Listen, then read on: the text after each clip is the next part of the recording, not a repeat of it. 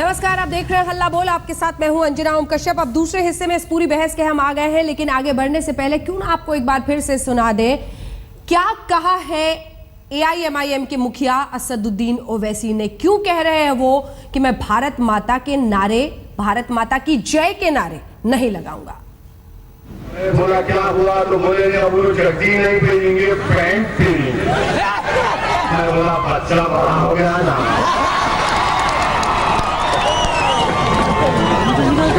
Jersey पहनेगा।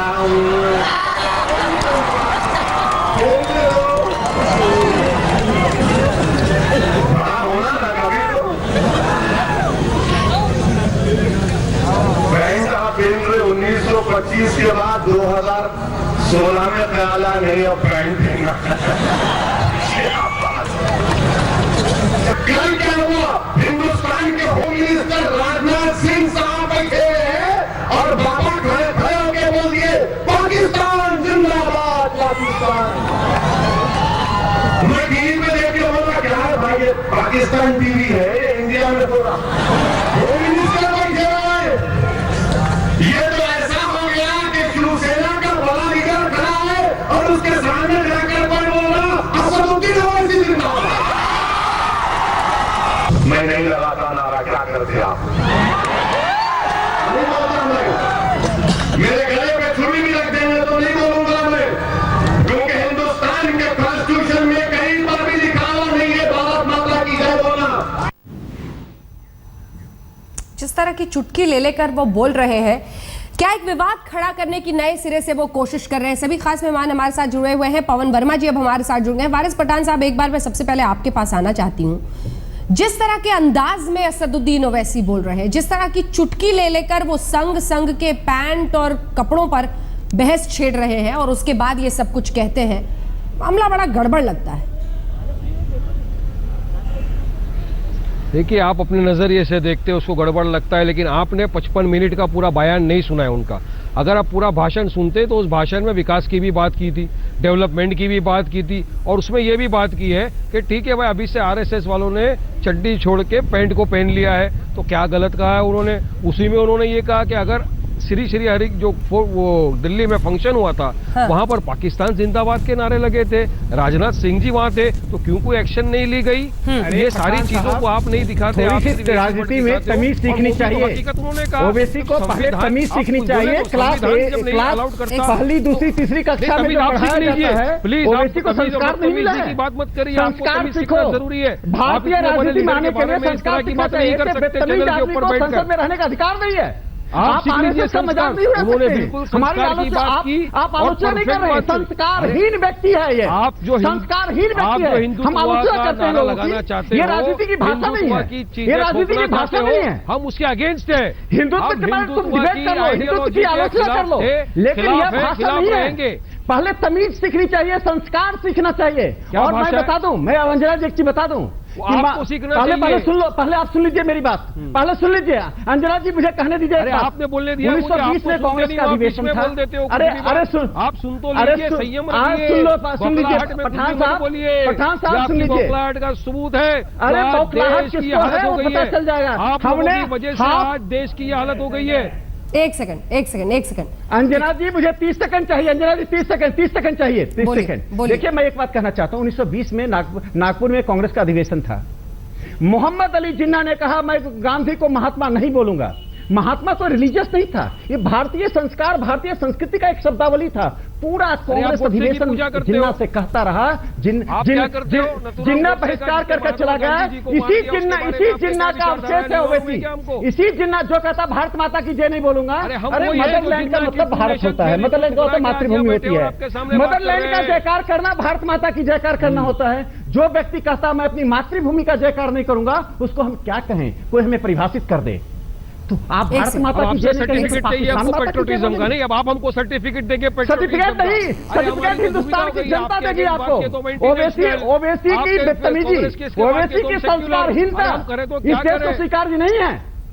अरे उसका जो भाषण था वो किसी भी सिविल सोसाइटी में एक स्पीच में देने वाले पॉलिटिशियन से गंदा भाषण था। मुझे आपसे पेट्रोटिज्म का सर्टिफिकेट नहीं चाहिए, ओवैसी को एक म्युनिसिपैलिटी का भी चेयरमैन होने का अधिकार नहीं है चाहिए।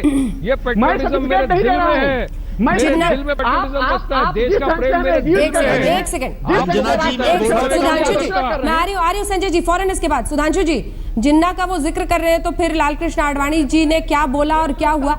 सवाल ये है कि पीछे जाने पर बहुत सारी बातें निकलती हैं, नहीं होती हैं। कानूनन क्या कोई कार्रवाई हो सकती है वैसी पर, इस पर मुझे एक फैक्चुअल जवाब दीजिए आप सुधांशु। देखिए, मैं पीछे जाने पे बहुत सी बातें नहीं अंजना जी, मैं फैक्चुअल जवाब देता हूं। हाँ, भारत का स्वतंत्रता संग्राम जब शुरू हुआ, क्रांतिकारियों का पहला संगठन बना था बंगाल में अनुशीलन समिति, उसमें हिंदू मुसलमान दोनों थे। मैं वारिस पठान साहब से पूछता हूं, उन्होंने भारत माता की जय बोला था कि नहीं? अशफाक उल्ला खां जो कि काकोरी कांड में जेल गए, फांसी पे चढ़े, चंद्रशेखर आजाद, रामप्रसाद बिस्मिल के साथ भारत माता की जय जेल में बोला था कि नहीं? बोलिए। वीर अब्दुल हमीद ने 1965 में जब पाकिस्तान के टैंक तोड़े, उस समय भारतीय सेना के साथ वो भारत माता की जय बोल रहे थे कि नहीं? और डॉक्टर एपीजे अब्दुल कलाम के कार्यक्रमों में भारत माता की जय बोला जाता था कि नहीं? समस्या ये है, एक मिनट मेरी बात पूरी होने दीजिए अंजना जी, मेरी पूरी बात होने दीजिए। मैंने सुन लिया आपकी बात। अंजना जी नहीं, मेरी बात पूरी होने दीजिए। भारत माता की जय नहीं बोलेगा, अंजना जी एक बात पूरी होने दीजिए। सर एक कहा जा रहा है अगर कोई नहीं बोलेगा तो क्या वो देशद्रोही कहलाकर देश से पाकिस्तान भेज देंगे आप? एक मिनट, मैं जो कहना चाह रहा हूं इसका मतलब ये है, अरे भाई मेरी बात तो पूरी होने दीजिए। यानी कोई अगर भारत माता की जय नहीं बोलेगा तो देशद्रोही हो गया। मैं ये नहीं कह रहा हूं, जो आप बोल रहे हैं वारिस पठान साहब, आप भारत को रहीम की परंपरा, रसखान की परंपरा, अशफाक उल्ला खां की परंपरा, वीर अब्दुल हमीद की परंपरा और अबुल कलाम की परंपरा से जो तोड़कर औरंगजेब और अफजल की परंपरा से जोड़ना चाहते हैं। समस्या ये है, चूंकि आपको लगता है कि उस राजनीति से आपकी राजनीति चमकेगी, इसीलिए राकेश सिन्हा जी ने जो जिन्ना की बात कही थी, ये वही औरंगजेब, जिन्ना और अफजल की परंपरा से जोड़ने की बात है। ये मूल कारण यहाँ पर समस्या का ये है, ये कानूनी और संस्कार की दुहाई देते हैं, तो एक चीज है, हम सब संस्कार की दुहाई देते हैं और जब बहस करने के लिए आते हैं तो ऐसे चीखते हैं एक दूसरे पर। मेरी आप सबसे एक बार रिक्वेस्ट है, गुजारिश है, प्लीज एक एक करके बोले। मैं संजय निरुपम जी आप बोलना चाह रहे थे, उसके बाद पवन जी फौरन आपके पास आ रही हूँ। सर पवन जी उसके बाद फौरन आपके पास आ रही हूँ। संजय जी। अंजना जी, मुझे 2-3 बातें कहनी है। पहली बात, ये दोनों तरफ कठमुल्ले हैं, दोनों तरफ कट्टरपंथी विचारधारा है, दोनों तरफ भावनाओं और जज्बात के नाम पे अपने लोगों को भड़काने का कार्यक्रम चल रहा है। गुलाम नबी आजाद किधर खड़े हैं? बेसी बोल रहे हैं वो और कुछ नहीं, मुस्लिम भावनाएं भड़काते हैं। सर गुलाम नबी आजाद मैं उसका जवाब का प्रवचन दे रहे हैं, मैं उसका भी जवाब देने के लिए तैयार हूं, मैं उसका भी जवाब देने के लिए तैयार हूं। पहली बात मैं बोलता हूं ना, लेकिन अभी डिबेट तो वैसी पे हो रही है तो मैं गुलाम नबी पे कैसे चला जाऊं? मुझे सुबह बोला गया था कि गुलाम नबी आजाद के ऊपर बोलना है। मैं तो सुना दे अपने दर्शकों को उन्होंने क्या कहा है। अगर बीजेपी को यही चाहिए कि इस देश में अगर इस देश में बीजेपी ये चाहती है हिंदू भावनाएं भड़का के, मुस्लिम भावनाएं भड़का के देश में काम चले तो ठीक है, बीजेपी को मुबारक है। ओवैसी इस देश की सत्ता में नहीं है, इस देश की सत्ता में भारतीय जनता पार्टी है और भारतीय जनता पार्टी को नेशनल डिस्कोर्स तय करना पड़ेगा। और ये नेशनल एक मिनट नेशनल डिस्कोर्स तय करना पड़ेगा। अरे क्या भारत माता की जय, तुम्हारे लोग नन का बलात्कार करते हो, बलात्कार करने के बाद भारत माता की जय बोलते हैं। ये भारत माता को भी बदनाम कर रहे हैं आप लोग। कम से कम भारत माता को बदनाम करना कौन कर रहा है? आरएसएस मतलब दुनिया की बदनाम कर रही है। आरएसएस मतलब हिंदुओं की भावनाओं को भड़काने वाला गुलाम नबी आजाद से आरएसएस पूरे देश को तोड़ने वाला संगठन। और ऐसे आरएसएस के खिलाफ अगर कोई बोल रहा है मैं उसके साथ हूं। एक मिनट राकेश सुनो मेरी बात। राकेश सिन्हा की जय नहीं कहूंगा। राकेश सिन्हा मेरी बात सुनो। अगर आरएसएस के खिलाफ ओवैसी बोलेंगे मैं उनके साथ हूं, भारत मां के खिलाफ बोलेंगे मैं उनके साथ नहीं हूं, लेकिन आरएसएस इस देश से बड़ा नहीं है। भाषा को कोई समाज स्वीकार नहीं करती है। आरएसएस की आलोचना कीजिए लेकिन संस्कारहीनता के साथ मत कीजिए, मर्यादा विहीन आलोचना मत कीजिए। मेरी आपत्ति है आरएसएस को पहले भी कौन जहरीला है? गुलाम नबी आजाद क्या अमृत वर्षा कर रहे हैं? एक सेकंड, चूंकि गुलाम नबी आजाद का नाम आया है संजय जी गुलाम नबी आजाद का चूंकि नाम आया है, अपने दर्शकों को जरा सुना देते हैं। एक सेकंड सर, एक सेकंड। गुलाम नबी आजाद ने, किन्हीं वजह से हम नहीं सुना पाएंगे, गुलाम नबी आजाद ने दरअसल ये कहा है कि आईएसआईएस और आरएसएस दोनों के लिए ही मैं उतने ही गुस्से में हूं, दोनों से ही हम उतनी ही नफरत करते हैं। एक स्टेज पे नहीं खड़ा कर दिया उन्होंने। बिल्कुल बिल्कुल बोल सकता है संजय जी के बाद में फौरन आ रही हूं। छोटा सा इस पे पॉइंटेड जवाब दीजिए, फिर मैं पवन जी के पास जाऊंगी। संजय जी के बाद तो संजय जी तो बोल चुके हैं अब तुरंत। बिल्कुल गुलाम नबी आजाद जी ने एक मिनट गुलाम नबी आजाद जी ने जो बात कही 100% सही बात है। आईएस भी धर्म के आधार पर एक राज्य की कल्पना करता है और आरएसएस। मुझे लगा कांग्रेस में कुछ लोग दिवालिया हैं, पूरी कांग्रेस मानसिक रूप से दिवालिया हो चुकी है। सामूहिक दिवालियापन का उदाहरण है कि आप उसकी बात कर रहे हैं। भारत कई धर्मों का देश है, यहाँ सभी धर्मों को साथ में रहने कोई किसी को नहीं सुन पाएगा। इन सबके बीच, इस विवाद के बीच असदुद्दीन पवन वर्मा जी कह रहे हैं, असदुद्दीन ओवैसी, कि मुझे अपनी देशभक्ति साबित करने के लिए ये नारा लगाने की जरूरत नहीं है, मैंने जो कहा है सही कहा है।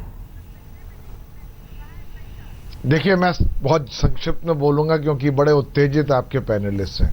पहली बात तो यह है कि भारत माता की जय कहने में किसी को संकोच नहीं होना चाहिए, पर मोहन भागवत जी के कहने पर ही क्यों कोई भारत माता की जय बोले।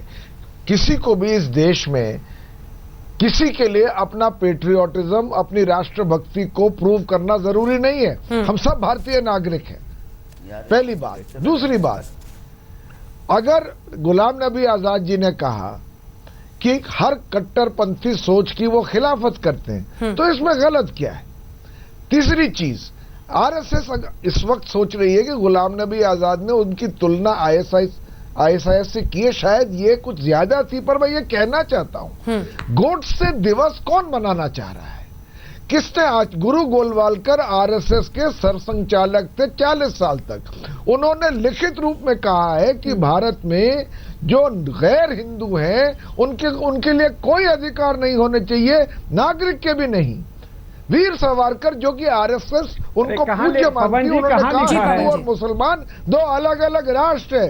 मैं ये कहना चाह रहा हूं, देखिए आप पढ़े लिखे व्यक्ति होकर क्या गलत बातें कर रहे हैं। तो आरएसएस में सर एक मिनट सर, मैं कोट कर रहा हूं आपको, मैं गलत नहीं कह रहा हूं। अरे पवन जी, आप कहां से कोट कर रहे हैं? किस पुस्तक में लिखा हुआ है? बंच ऑफ, मैं बता दूं, अरे कहां लिखा हुआ है आप जो? अरे बंच ऑफ थॉट्स ऑनलाइन है, पढ़ लीजिए। पढ़े लिखे व्यक्ति हैं, अच्छा दिखा दीजिए।